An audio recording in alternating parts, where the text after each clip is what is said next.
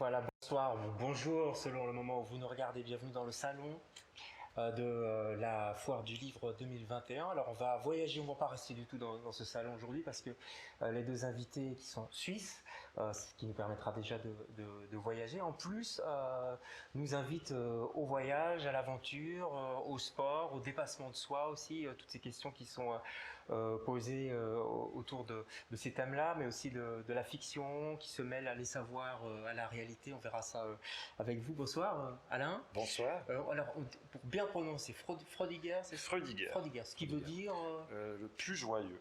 Ah, d'accord, c'est pas mal. C'est Laetitia en latin, voilà. Ah, d'accord. Ouais. C'est une bonne entrée en matière. Elisa Soie du Sapin, bonsoir. Bonsoir.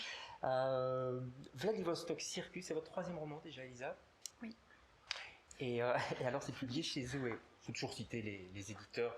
Non seulement ça leur fait plaisir, mais en plus ce sont des maisons qui publient des beaux livres parce qu'ils sont jolis.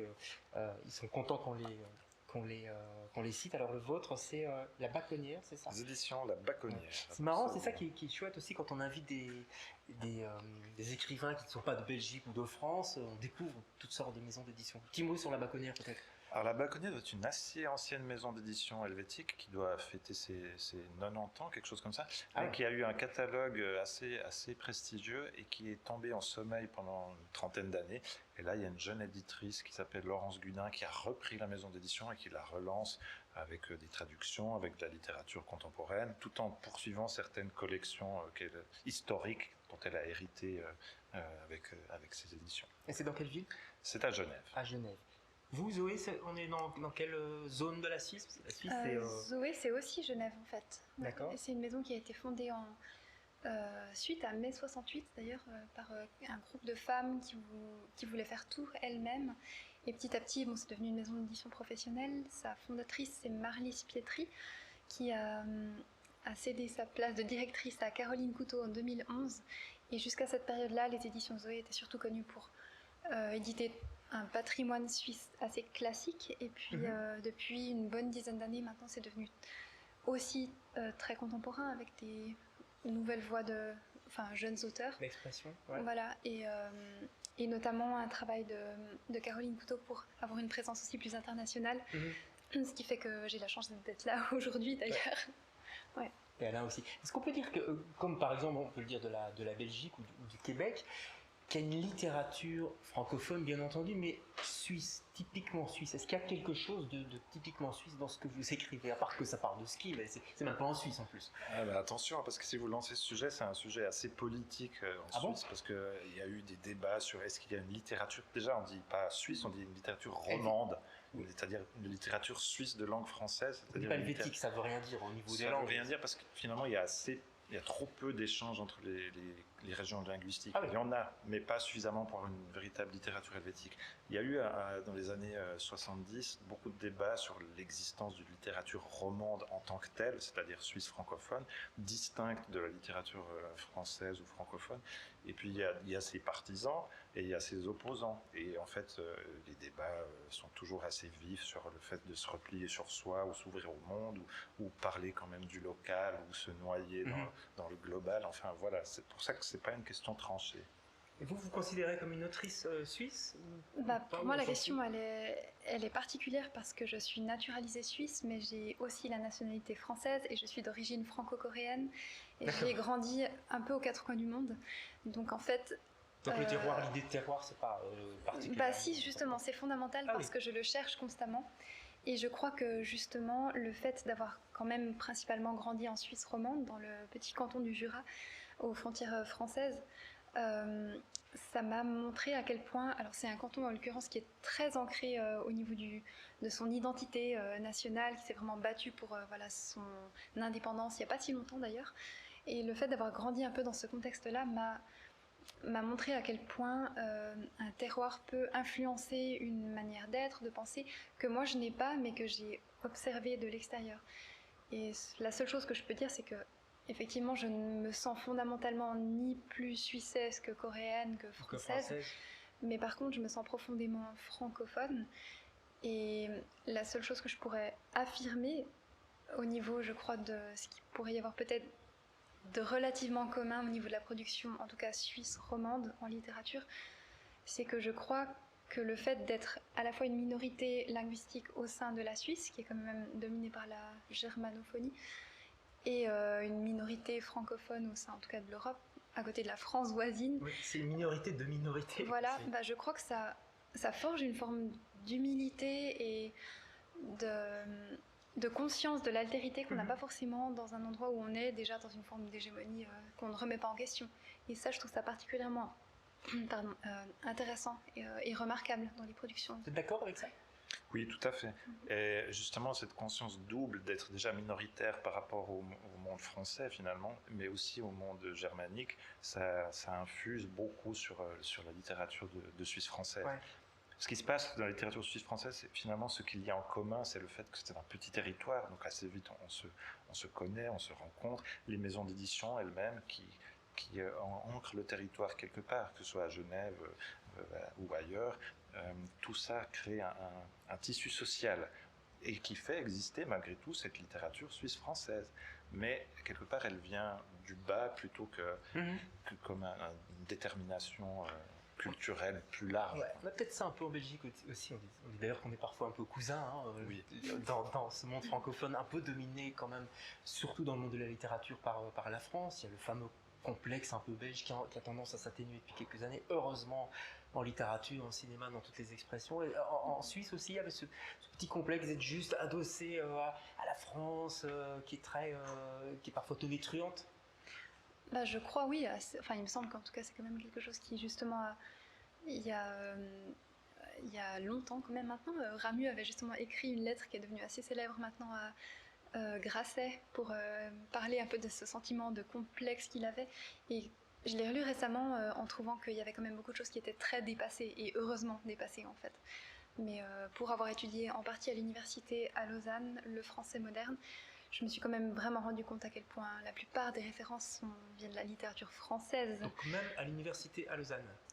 Oui, en tout cas la littérature romande, elle peut être étudiée bien sûr, mais c'est un cursus spécifique. Donc, ça veut dire beaucoup de choses. Et par exemple dans les bibliothèques, tout ça, comment ça se passe? La littérature suisse romande est bien présente, mise en Alors évidence? La nouvelle littérature suisse romande est bien présente actuellement parce qu'en fait il y a une émergence, il y a quelque chose un bouillonnement culturel au niveau littéraire en Suisse française actuellement et qui est très bien suivi par les bibliothèques, par les librairies. Et d'ailleurs c'est un mouvement aussi sur la scène du théâtre, sur la musique. Il y a une sorte de nouvelle vague suisse dans différents arts. Mais ça, c'est assez récent. Ça fait peut-être une 15-20 ans. Tant mieux, parce qu'on parle de Ramu tout le temps, mais bien sûr. Il y a des jeunes, quoi. Alors, il y a des jeunes qui sont là maintenant. Mais il y a encore 20 ans, tous les gens qui s'intéressaient à ce qui se faisait en Suisse, ah non, mais je veux pas voir ça, c'est gris. C'est les Suisses eux-mêmes qui trouvaient que le cinéma suisse était grisâtre, la littérature, la musique. Et maintenant, c'est plus ça. Et même chez les jeunes, il y a un intérêt pour ce qui se fait. Et il y a une vraie qualité, une vraie émulation, un vrai bouillonnement. Mais alors je le sens complètement. Ce que je trouve quand même particulier et qui marque encore cette présence, je crois, des différences au niveau du territoire, c'est que j'ai l'impression que, en tout cas si on vient de la Suisse et qu'on est connu au-delà des frontières, c'est comme une validation et qui va accentuer la reconnaissance au sein du pays. Alors que par exemple en France, on va plutôt automatiquement être considéré comme un auteur français, du coup, sans forcément se rappeler qu'en fait on vient d'un autre pays. Ouais. Et ça, c'est quand même des choses où à chaque fois, personnellement, même si... Oui, j'imagine qu'il doit y avoir quelque chose comme ça. Et dans ce genre de cas, c'est vrai que moi, même si, comme je l'ai dit avant, je ne me sens pas plus de telle ou telle culture ou pays ou quoi que ce soit, j'aime bien rappeler que je viens de Suisse romande, simplement pour la petite question politique de rappeler qu'il y a aussi d'autres endroits. Est-ce qu'il y a une culture littéraire propre à la Suisse romande? C'est difficile à dire. Et en tout cas, un héritage historique, parce qu'on a parlé de Ramu tout à l'heure, c'est une figure importante pour la littérature en Suisse romande. On peut s'en détacher, on peut s'en réclamer. On l'étudie, Ramu, encore à l'école? Pas tant que ça. Pas tant que ça. Non, pas tant que ça. En fait, les écoles essayent d'étudier certains auteurs de Suisse romande, mais c'est pas systématique. C'est pas systématique. Par contre, dès qu'on est dans le monde littéraire, qu'on écrit ou qu'on travaille dans ce monde-là, forcément, on est confronté à Ramu. Et ensuite, dans les années 60, il y a quand même eu Jacques Chessé qui a eu le prix Goncourt, qui a aussi une certaine influence. Donc, il y a un héritage, mais Mais c'est pas le seul, et puis j'ai l'impression que la plupart des auteurs de Suisse romande se réclament pas forcément de leur père, mais plutôt comme disait Lisa, mais d'auteurs qui écrivent en France ou ailleurs, ou internationaux traduits. Moi, personnellement, les figures tutélaires suisses ne m'ont jamais j'ai jamais eu l'impression que spécifiquement elles m'avaient inspirée en quoi que ce soit. En fait, j'ai vraiment des lectures complètement hétéroclites qui n'ont rien à voir avec un ancrage. Vous n'avez pas été biberonné à la littérature suisse? Non, particulièrement. pas spécialement. Quoi. Bon, on va voyager, on va quitter un petit peu la Suisse, on va aller même super loin avec vous, un peu moins loin avec vous, quoique.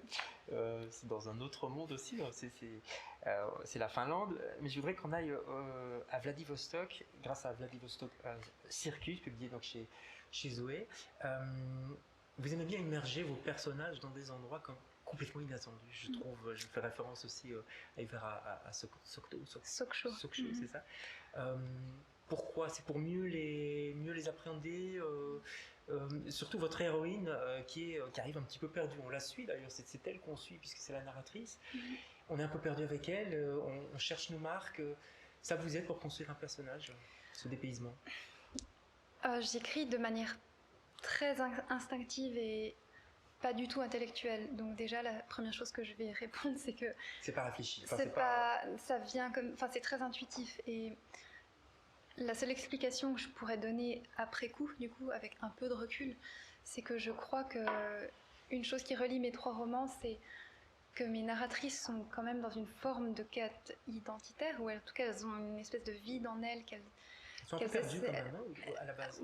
Perdues ou peut-être pas perdues au sens propre du terme, mais en tout cas elles ont des failles dans la tentative de communication avec l'entourage, et puis je crois que, en fait, j'ai passé beaucoup d'années, enfin disons que ça fait 10 ans que j'ai passé pratiquement plus de temps dans l'année de ma vie à vivre à l'autre bout du monde qu'en Europe, ou à être constamment en voyage ou dans des hôtels. Et je ne peux écrire que suite à des déplacements, en fait, mais qui ne sont pas des buts en soi. D'ailleurs, tous les voyages que j'ai faits, c'était toujours pour rallier ma famille, en fait, ou à cause d'une histoire d'amour, des choses comme ça. Mais il s'est avéré que je crois que c'est dans ces bouts du monde, ces confins, que tout d'un coup, j'avais peut-être l'impression de retrouver une part de quelque chose qui résonne profondément en moi, en fait. Et comme si j'avais besoin de lieux qui sont dans des entre-deux, pour peut-être parler de l'entre-deux qui m'habite, puisque je suis franco-coréenne, j'ai grandi entre plein de cultures, plein de langues, et qu'au fond je sais pas vraiment ce que c'est moi-même la notion même d'identité, si ce n'est peut-être une identité multiple justement. Et si on veut parler de vous, 2 secondes, c'est que Vladivostok finalement c'est pas tellement loin de la Corée. On pense Russie directement, mais elle surplombe la Corée quelque part, non? Oui, en fait je me rapproche un peu de l'Europe puisque j'ai parlé de Sokcho en Corée, ensuite de Tokyo, où j'ai finalement 2 endroits où j'ai vécu. Oui. Et puis Vladivostok, c'est simplement issu d'un voyage que j'ai fait de Porrentruy à Tokyo en passant par la Corée et la Russie en train et en bateau, parce que je voulais aller dans mon pays maternel sans prendre l'avion. Et puis effectivement, Vladivostok m'a juste énormément marquée pour... je pense des raisons assez similaires à celles qui m'ont marquée à Tokyo, à Sokcho. Quelque chose de portuaire, marqué par la guerre aussi très fortement. Oui, il y a des canons partout. Oui, et quelque chose qui à la fois peut paraître comme ça décrépit, pauvre, et en même temps dans une volonté de briller, de se renouveler.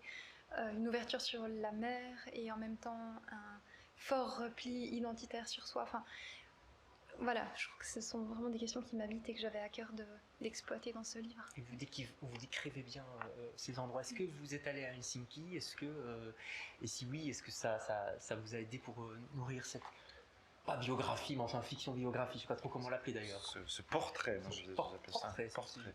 Juste. Oui, alors non sellement je suis allé à Helsinki, mais j'ai un rapport assez fort avec la Finlande. J'y suis allé très souvent, j'ai même vécu, j'ai appris le finnois. Oui, vous l'expliquez au début d'ailleurs, les premiers noms de famille qui sont difficiles à dire, à prononcer. Oui, parce que les prononciations ne sont pas tout à fait les mêmes, c'est pas éloigné non plus, parce que l'alphabet latin, mais elles peuvent avoir une petite variation.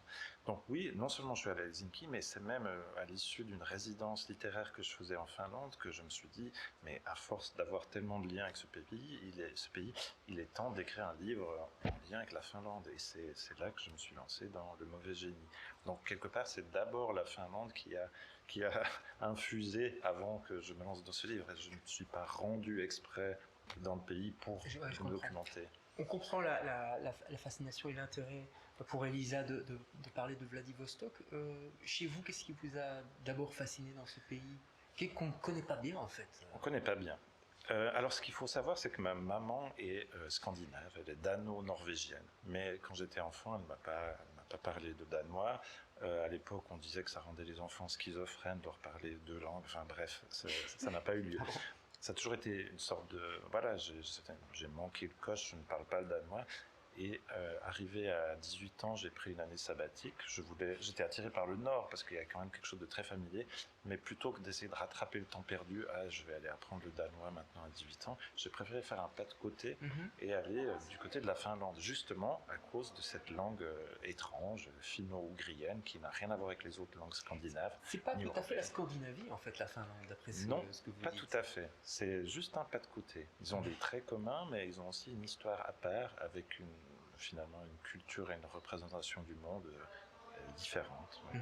Vous avez remarqué que vous êtes chacun d'un côté et de l'autre de la Russie, si je puis dire. Vous êtes toujours en Russie, vous, mais vous êtes de l'autre côté, quoi. Je sais pas, il y a la mer et une autre mer chez vous. Et, vous voyez ce que je dis? Je sais pas, c'est un hasard ou, un hasard, enfin peut-être pas dans l'absolu, mais en tout cas c'était pas concerté puisque. Non. Oh, ce serait drôle si vous étiez concerté. Tiens, moi je vais aller là-bas et. Pourquoi pas et alors, la Suisse est petite, mais voilà, on n'a pas autant de liens. Mais la Russie est grande, c'est peut-être pour ça qu'on a été attirés d'aller sur ces marges. Ouais. Je voudrais qu'on parle aussi de la performance, du sport, du dépassement de soi, à la fois chez votre héros et à la fois chez les gens que votre narratrice rencontre. Tout d'abord, est-ce que ce milieu du cirque, ce milieu dur, passionné, mais dur quand même, parce qu'on les suit au fur et à mesure, notamment cette jeune femme Anna, si je me souviens bien. D'abord, c'est un milieu que vous connaissez, vous êtes plongé dedans? Alors, à la base, je ne le connais pas spécifiquement, si ce n'est qu'il y a un cirque qui a ses quartiers d'hiver à Porrentruy, dans la petite ville de 6000 habitants où j'habite dans le Jura, et qui a une école du cirque. Donc, quand j'étais toute petite, j'avais pris quelques cours, et puis j'avais une initiation comme ça à ce monde-là. Donc une petite graine a été je pense, posée là. mais c'est plus dans l'idée du rapport au corps, je crois, où j'ai toujours été fascinée par les êtres qui arrivent à maîtriser à ce point leur corps, au point d'en être dépendants pour vivre, en fait, vraiment gagner leur vie. Mais voilà, après ça faisait littéralement 20 ans que je m'y adressais de loin, mais vraiment de loin. Et pendant mon voyage en Russie, à Moscou, je suis tombée par hasard sur le fils de la famille qui a ce cirque à Porrentruy. Et il se trouve qu'il est champion du monde de barre russe avec son équipe, en fait, depuis une quinzaine d'années. Et puis, en fait, à ce moment-là, j'ai un peu parlé avec eux. C'est la première fois que je le rencontrais vraiment, en fait. Et puis, j'ai appris qu'ils étaient en train de préparer un numéro pour un peu le festival de Monte Carlo, qui est les Jeux Olympiques du monde du cirque. Du coup, au retour de... En fait, j'ai commencé à écrire un roman inspiré un peu par cette rencontre. Mais ce qui me tenait à cœur, moi, c'était de parler de l'idée de la confiance avant tout, parce que ce qui m'avait vraiment marqué ils font de la barre russe. On peut expliquer peut-être un peu. Oui, justement. En fait, ce sont deux personnes qui tiennent une barre de à peu près 3 mètres de long, et un acrobate effectue des sauts périlleux sur cette barre. Puis c'est une des disciplines les plus dangereuses dans le cirque, parce qu'on ne peut pas être assuré. Donc en fait, ça demande des années de travail simplement pour commencer à faire des sauts. Et toutes ces années ne servent qu'à comprendre le langage qui se passe entre les 3 personnes au bout de cette barre. Et rien que ça, je trouvais ça magnifique et assez incroyable de me dire, mais comment ça se fait qu'on puisse passer sa vie à rechercher le mouvement parfait au prix de sa vie? Pourquoi, en fait? Pour un geste, en fait, et qui est de sauter en l'air. Voilà, je suis partie de là, mais après coup, l'été suivant, donc l'été 2019, je suis partie à Budapest, au Cirque National, où là, ils jouaient dans le spectacle d'été, en fait. Et là, j'ai passé quelques semaines à m'immerger vraiment dans le cirque, qui est... Donc un petit peu comme votre... en fait, le cirque de Vladivostok, c'est le cirque de Budapest en copier-coller que j'ai vraiment déplacé. C'est ça. Moi, je peux le dire parce que voilà, je pense que des gens, des fois, aiment bien les secrets de fabrication. Mais... Donc vous êtes inspiré de ça. Vous parlez du geste, on va y revenir. La beauté du geste, il y a de ça aussi quand même chez votre héros. D'ailleurs, prononcez son nom. Alors, en finnois, on va dire Matti Nykänen. Voilà, c'est ça. Mais il était connu dans le monde francophone comme Nykänen, donc je pense qu'on peut dire Nykänen, si ça évoque des souvenirs assez. Ça, je crois, une génération en tout cas. Oui. La beauté du geste, la beauté du saut à ski. Nous, quand on regarde un saut à ski, je sais pas si j'imagine que vous avez regardé ça à la télévision. Non, en Suisse, on fait du saut à ski, évidemment.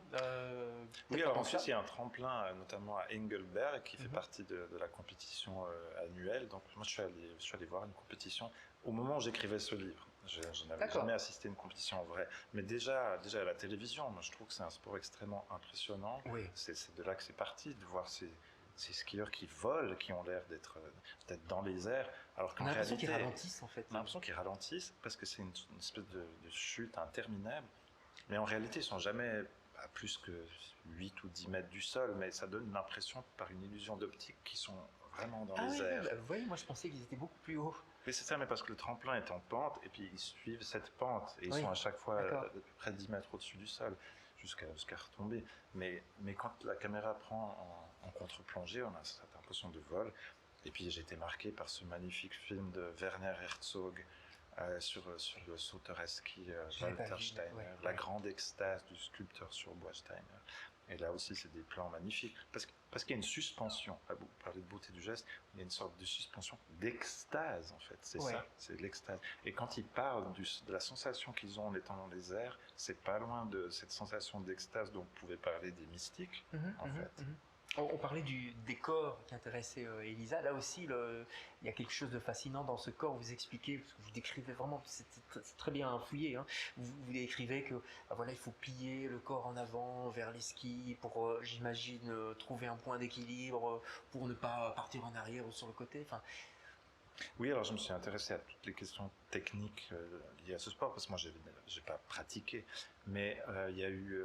En fait, il y a des questions très très précises d'équilibre, d'élan, le moment de la poussée par exemple, des questions aussi de portance dans les airs, mais tout ça c'est des questions techniques.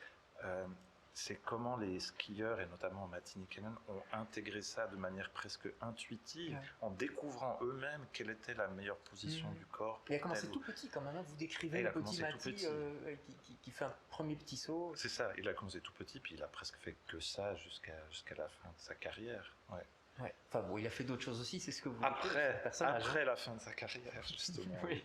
On y viendra peut-être. C'est une autre beauté de geste. C'est différent. Alors dans ce cirque, il se passe plein de choses parce que, comme vous le dites, c'est un livre aussi sur la confiance dans les autres, mais ces personnes ont une histoire. Anton a une histoire, Nino a une histoire. On découvre petit à petit qu'ils ont un passé, ils ont des interactions ou pas entre eux. Et c'est ça qui devient une matière romanesque, je trouve.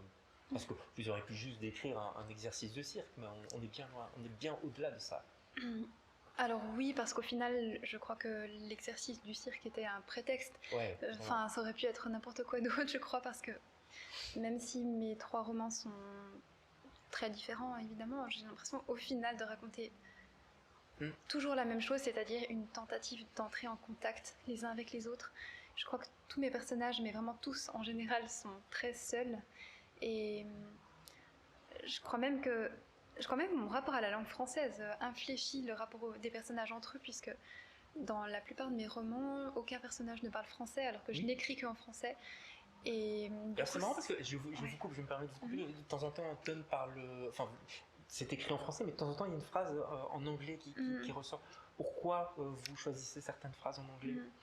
Là, je crois que c'était vraiment pour montrer que lui a spécifiquement un anglais encore plus haché que les autres. Après, c'était pas... Anton est tellement inspiré d'une personne que j'ai vraiment rencontrée que je crois que ça m'est venu très intuitivement, parce que c'est vrai que dans mes autres romans, parfois il y a un peu d'anglais, mais très honnêtement, je suis un peu empruntée parce que je crois que je ne sais pas pourquoi vraiment, tout d'un coup, il y a une phrase simplement, ça me vient comme ça, et je crois que c'est tout d'un coup quand je sens à tel point les limites de la langue française pour montrer ces espèces de balbutiements que je crois que je n'ai pas le choix que de passer le cap, d'aller dans l'autre langue. Mais en soi, c'est quelque chose que j'évite quand même. Enfin, ouais. Alors, on voit que vous avez effectivement, si je puis dire, vécu dans des hôtels, parfois peut-être sordides, j'en sais rien, c'est votre famille. Oui. Oui. Parce que... on voit de tout quand on voyage, oui. je crois. On Dans mes vécu, conditions, là, en on tout sent cas. le vécu. Et à un moment donné, elle va plus à l'hôtel parce que c'est glauque, quoi. Non. Ça aide, son propre vécu aide à écrire des romans, évidemment, j'imagine. Dans mon cas, vous dites... Oui, bien sûr, dans votre cas. Je crois que de toute façon, quelle que soit la... Enfin, il me semble que là, je parle vraiment en général, mais qu'on ne peut pas écrire sans être influencé par ce qu'on vit, quelles que soient les situations. Et dans mon cas, il se trouve que effectivement, ce sont des romans ou des histoires qui se passent dans des bouts du monde. Il y a beaucoup l'idée du déplacement, ou pas forcément du déplacement, mais en tout cas d'être dans un endroit qui est loin de l'Europe. Je crois que simplement, ma vie a fait que j'ai vécu comme ça, mais je suis persuadée que si j'avais dû vivre enfermée en Suisse ou dans une maison, une seule pièce, j'aurais écrit de toute façon, simplement. Enfin, ouais, je comprends. Ouais. Vous avez mélangé de la fiction, parce que vous dites je me suis bien documenté, etc. Oui. À un moment donné, vous partez en digression là. Pourquoi? Parce que c'était pour pas rester juste sur le côté presque enquête. C'était pour aller au-delà, j'imagine. Et à partir de quel moment vous vous autorisez à quitter un petit peu la réalité de Mati? Alors, j'ai jamais eu l'intention d'écrire une biographie. Donc, assez vite, il était question que ce soit, si c'est une biographie, qu'il y ait de la place pour la fiction. Ça s'est imposé parce que j'avais envie de me laisser une petite marge de liberté, mais aussi parce qu'en fait, il y a des zones d'ombre, des zones d'ombre, comme dans toute vie. Chez lui, peut-être même moins qu'ailleurs, parce que sa vie a été très, très médiatisée. Oui. Mais malgré tout, il y a toujours des zones d'ombre, de choses qu'on ne sait pas. Donc, les imaginer, ça laissait de la place à la fiction. Et puis, après, il s'est passé aussi autre chose, c'est qu'en écrivant sur Matti Nykänen, j'ai réalisé que j'étais obligé de parler de mon rapport à lui et à la Finlande. Et à partir de là, la fiction permettait d'avoir une troisième voie. Il y avait quelque chose de documenté, de biographique. Il y avait l'obligation de parler de moi, pourquoi j'écris ce livre sur ce personnage et quel est mon lien à lui, que je suis en train de tisser aussi en écrivant. Vous deviez sortir du bois un petit peu. Il fallait sortir du bois. Et c'était une surprise parce que moi je pensais écrire sur ce skieur et je me suis retrouvé à écrire un petit peu sur moi, pas beaucoup mais quand même, plus que je ne l'ai jamais fait pour aucun autre livre. Donc ça s'est fait dans le processus d'écriture et la fiction a permis de faire une structure, j'essaie toujours d'avoir des structures qui ont au moins 3 pieds parce que ça me semble être la base de l'équilibre et puis de rapports qui peuvent être tournants. Donc la fiction venait apporter ça. Et puis après, il y a encore des citations du Kalevala, la grande épopée finlandaise, qui vient en contrepoint également sur certains passages. Là, on sent effectivement la passion pour ce pays, pour ce personnage, mais qui finalement symbolise tout petit peu la Finlande, en tout cas d'une époque. Alors d'une époque, parce qu'il a été adulé dans son pays, qui en général adule ses sportifs, et là, le saut à ski, en Suisse, en Belgique, en France, c'est un sport parmi d'autres, peut-être même pas du tout important. En Belgique, on le connaît. En Belgique, peut-être qu'il n'y a pas de souterrain, évidemment. Mais par contre, en Belgique. Oui. Et encore. Mais c'est vrai qu'en Finlande, c'était un sport très important, donc il était une icône nationale. Donc évidemment que chaque Finlandais avait une sorte de rapport affectif à cet homme, et comme il était tellement médiatisé, il était dans la vie des gens chaque semaine, parce qu'après sa carrière sportive, il a fait des frasques et il a eu une vie épouvantable, pathétique et violente. Et à partir de là, il a continué à habiter l'imaginaire des gens et la vie des gens parce qu'il était dans la presse people, la presse trash finlandaise. Sa violence, vous ne la jugez pas, vous n'êtes pas là non plus pour juger, parce qu'il y a quand même des moments difficiles, notamment avec des femmes, etc. Ah ben oui, il a commis des violences extrêmes envers certaines de ces femmes. Il a une tentative de meurtre sur l'une d'elles, il a fait de la prison. Sa violence s'exprimait notamment envers ses épouses et il a aussi eu une tentative de meurtre envers un de ses amis. Il a été violent avec son entraîneur. Ce caractère très violent, non, je ne le juge pas. Enfin, je juge pas comme écrivain parce que sinon, si j'avais trouvé, par exemple, c'est juste un sale type, j'aurais pas écrit ce livre. je peux le juger en tant qu'être humain, mais en tant qu'écrivain, j'avais envie de présenter ce personnage avec ses différentes facettes, et puis toute la question était de trouver aussi une juste distance et un rapport juste, parce que il y a des moments peut-être d'admiration, il y a des moments d'exaspération, il y a des moments de pitié, il y a des moments de tendresse, et c'est essayer de trouver ces rapports justes. Voilà. Ils portent des secrets, vos personnages, je l'ai dit, je voudrais qu'on les développe un peu, et ce qui m'intéresse aussi, c'est de savoir à quel moment vous décidez de les lâcher un petit peu, de les dévoiler légèrement. Par exemple, Anton, on sait très rapidement, donc vous le décrivez physiquement d'abord, quelqu'un de très robuste, en plus la narratrice est couturière, donc elle est la couturière, c'est vraiment la personne qui entoure les corps, qui est très près, j'imagine que c'est pas pour rien non plus que vous avez choisi cette profession-là. Et Anton, justement, porte un lourd secret. On sait rapidement qu'il y a quelque chose de lourd derrière. Il y a le nom d'un personnage, Igor, qui revient de temps en temps. Vous lâchez pas tout de suite, d'ailleurs on ne va pas dévoiler pour les lecteurs ce qui s'y passe, mais voilà, à quel moment vous dites, maintenant j'y vais, je distille un petit peu, mon roman va un tout petit peu s'étoffer, mais se préciser justement. Est-ce que c'est construit tout ça, Elisa ? Bien sûr, c'est très construit, mais c'est pas évident pour moi. C'est pas quelque chose de... C'est peut-être d'ailleurs la seule chose que je construis délibérément dans mes romans, la tension dramatique en fait, le moment où je sais pas, j'accélère le rythme ou je ralentis pour annoncer ou amener quelque chose, parce que ça c'est l'outil de la langue qui me permet de jouer avec ce genre de choses là, mais je me raccroche à ça parce que tout le reste, j'ai l'impression que je ne sais pas du tout où je vais en fait avec mes personnages qui se construisent vraiment au fur et à mesure de l'écriture, et souvent je ne sais même pas qui ils sont, et honnêtement souvent je m'en fiche et je dois me forcer à leur inventer un passé pour qu'il y ait un peu de corps. Oui, je crois vraiment que ce qui m'importe dans mon écriture, c'est les atmosphères et l'expression d'émotions, mais ça pourrait vraiment être des personnages qui n'ont pas de nom et qui vivent des moments comme ça. Je crois vraiment qu'il pourrait avoir 1000 visages au fond. Et c'est vrai que peut-être dans Vladivostok Circus, ce sont les personnages que je vois le plus, parce qu'ils sont quand même inspirés d'expériences que j'ai pu connaître de près. Mais là où j'aimais bien...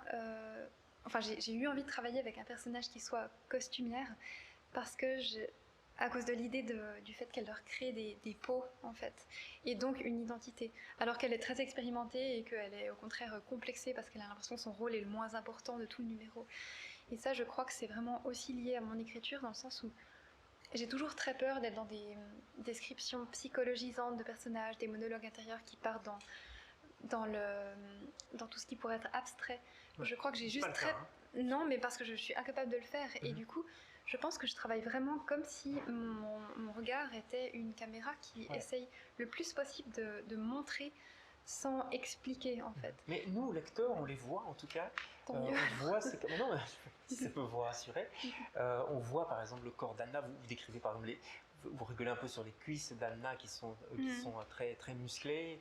Et la narratrice, à un moment donné, je crois, elle est dans une salle de bain où elle se voit un petit peu de dos et elle se trouve trop maigre, trop flasque. Ça, c'est de la psychologie aussi, de corps, mais vous voyez ? Oui, alors bien sûr, c'est tant mieux aussi. À travers l'évocation de choses concrètes, on accède quand même à une forme de psychologie, parce que sinon ça serait un peu sec. Autant ne pas parler de personnages. Mais c'est vrai que je crois que, encore une fois, comme je parle beaucoup de cette question d'identité, de tentative de communication, en fait, la communication et l'identité, c'est pas que de soi à quelqu'un d'autre, c'est aussi de soi à soi. Et je crois que tous mes personnages ont un rapport, enfin en tout cas mes narratrices, ont un rapport très biaisé à elles-mêmes, dans le sens où elles ont souvent des surprises comme ça, de se voir sur une photo ou dans un miroir et s'apercevoir qu'en fait il s'agit bien d'elles-mêmes. Mais c'est vrai que ça, ce sont des étrangetés qui personnellement m'habitent vraiment au quotidien, et je crois que c'est pour ça que ça vient très naturellement dans mes livres. Mais encore une fois, c'est pas quelque chose que j'ai développé sous forme d'un concept, ça vient comme ça. Ouais. Vous fuyez les miroirs ? Plus maintenant, non, je crois que maintenant j'assume, voilà, mais je crois que c'est des bénéfices du temps qui passe, on va dire ça comme ça. Prenons même si les je suis pas bénéfices. très vieille. Est-ce que vous l'aimez, votre personnage ? Alors j'ai un rapport très, très ambivalent à ce personnage parce que je l'ai aimé quand j'étais enfant, parce que je le voyais remporter toutes ces compétitions dans les années 80 et il avait quelque chose d'assez admirable. Tu parlais de figurines Panini que... Oui, alors parce qu'il y avait des albums Panini, effectivement. Mais ensuite, évidemment, quand je le vois avec sa tête de pochetron dans les journaux finlandais, quand je retourne en Finlande, je le trouve pathétique.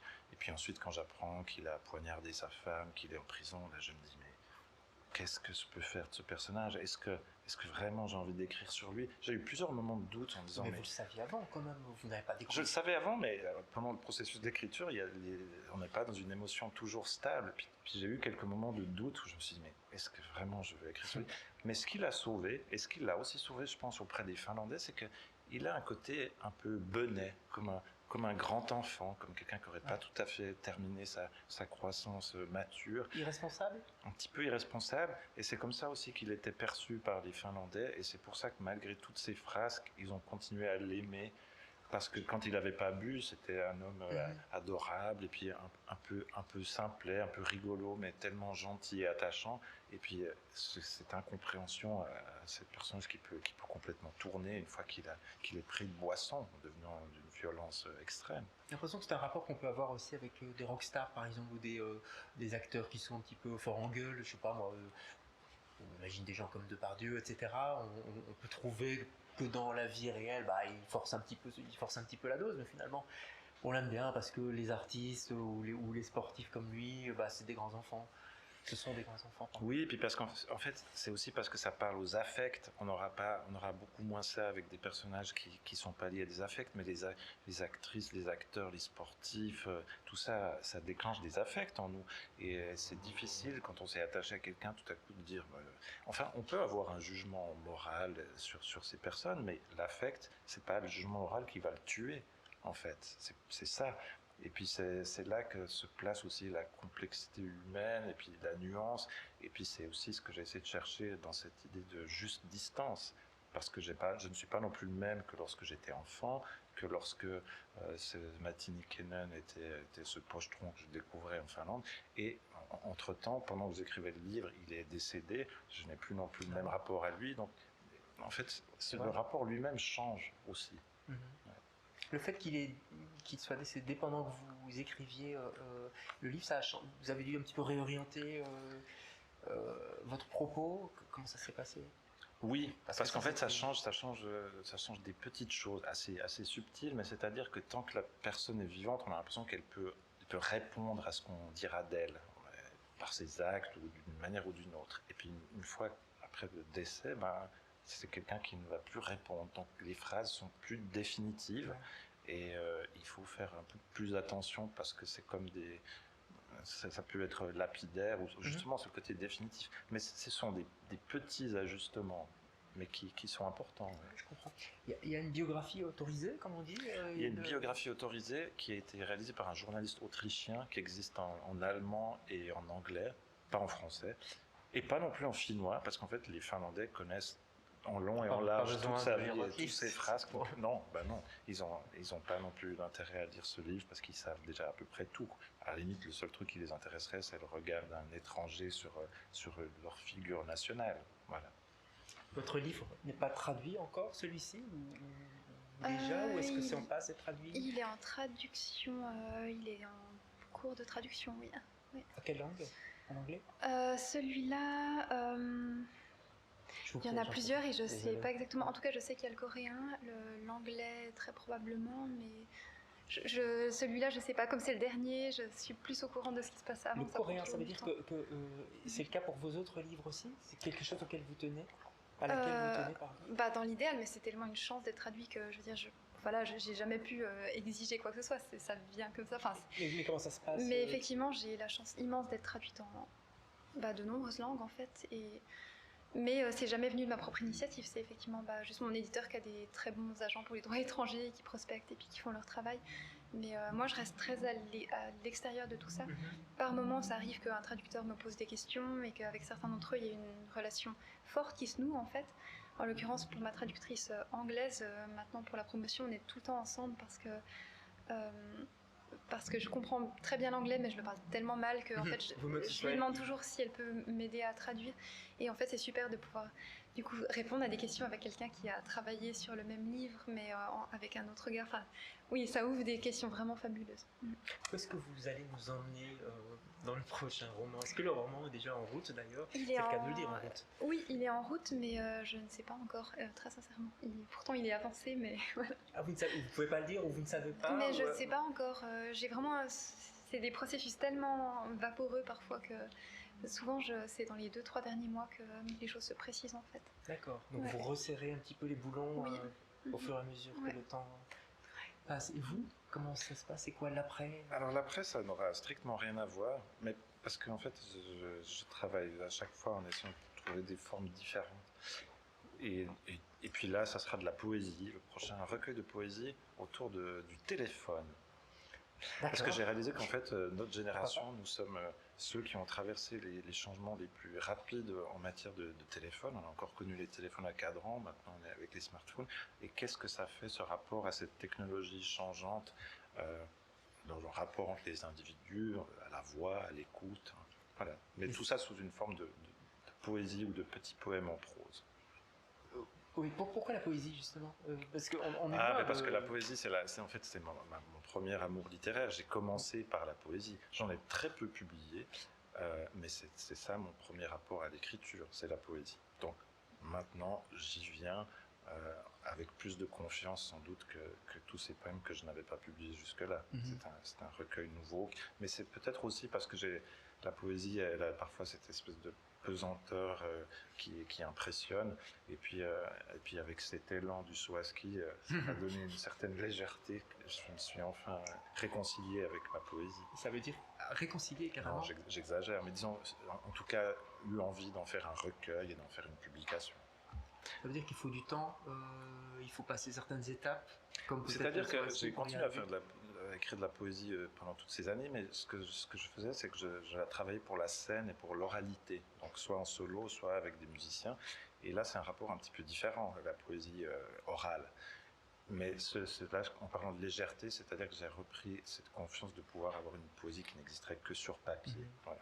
D'accord. Bah, on est curieux de voir ça, surtout sur le téléphone. Vous savez que la prochaine étape, ce sera le téléphone où les touches seront un petit peu dans l'air. Oui, c'est ça.